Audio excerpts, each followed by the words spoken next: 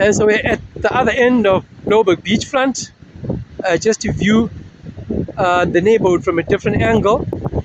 And of course, that is the Atlantic.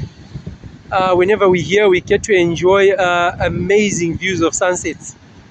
And if you're wondering what this is, what the demarcations are about, well, that's part of the city's June rehabilitation initiatives, been ongoing for some time now. And one's just got to stop and commend the city of Cape Town when it comes to conservation, as well as the upgrade of the various beachfronts around the city. I know as we speak, Muizenberg beachfront has been undergoing some upgrades, and a coastal walk we would normally do in that part of the city has been put off until hopefully next year sometime. And yeah, so we're just doing a quick 360 from this end of the of Blouberg, and those are the apartment blocks there. And yeah, so obviously it's a weekday, and but yeah, it's generally that time of the year when the beaches get full, and yeah, so we can expect a lot more activity in coming days, and especially over the weekends. But yeah, we wanted to conclude concerning that particular view in the context of our hikes. Now, there's more hiking trails there than we may ever exhaust in that direction. We're facing south, and that's toward the Cape Point. And yeah, we've done Table Mountain.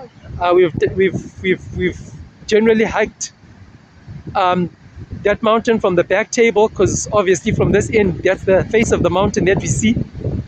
So we would normally travel to the back of that mountain to Constantia Neck and generally make our way up a winding trail to the top. And when we did that trail for the first time, I was so pleasantly surprised to find that there's something like 4 or 5 dams up there. And those historically have played an important role in supplying the city below with water. But the city has grown, and as we speak, the population is just over 5 million. And so yeah, they've had to build additional dams elsewhere to cater for the increased population. So what is truly a blessing is to be able to stand here and knowing that by the grace of God, a couple of weeks back, we got to summit Lion's Head, the conical shaped mountain there, although the mountains no longer need introduction at this stage. And so, in my opinion, that mountain generally gives an incredible presentation of the city of Cape Town, or a good part of it, by reason of the fact that the trail winds its way around the mountain to the top. And so what a blessing it has been to be able to stand from the summit of that mountain and to enjoy the reverse views towards Blouberg from that end.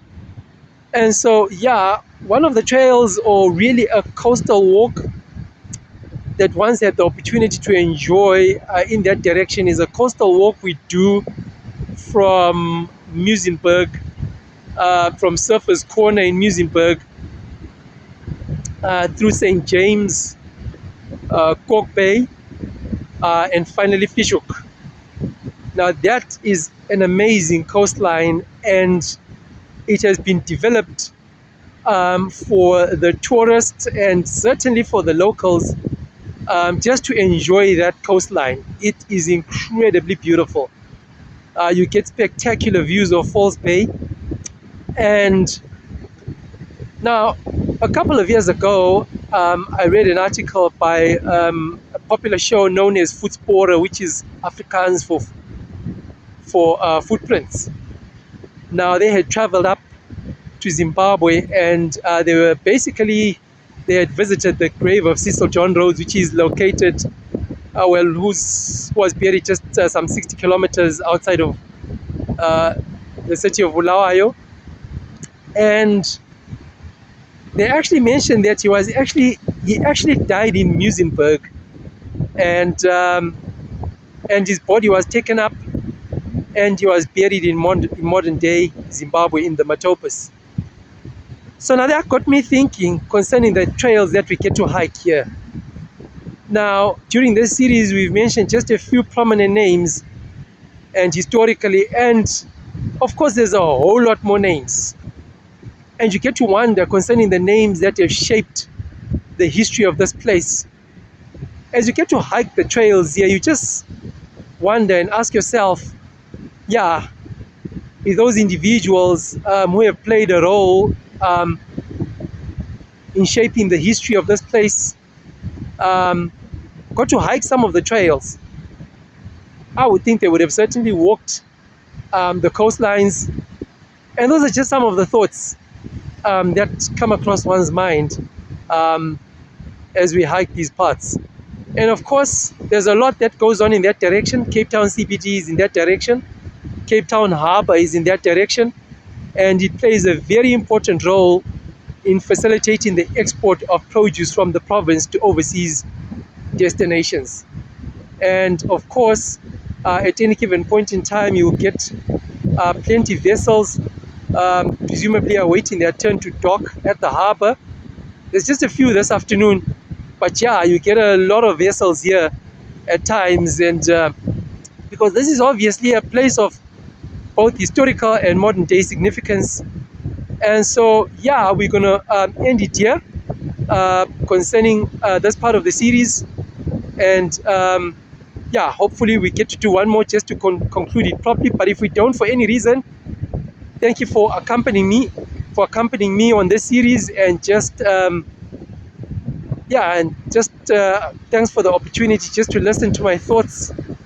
And yeah, we just want to give thanks and to God who created all this and created us so we can enjoy it and give thanks and to give the glory and certainly to acknowledge Him. So yeah, I'm going to sign off here for today. Wishing you a blessed day. Take care and God bless.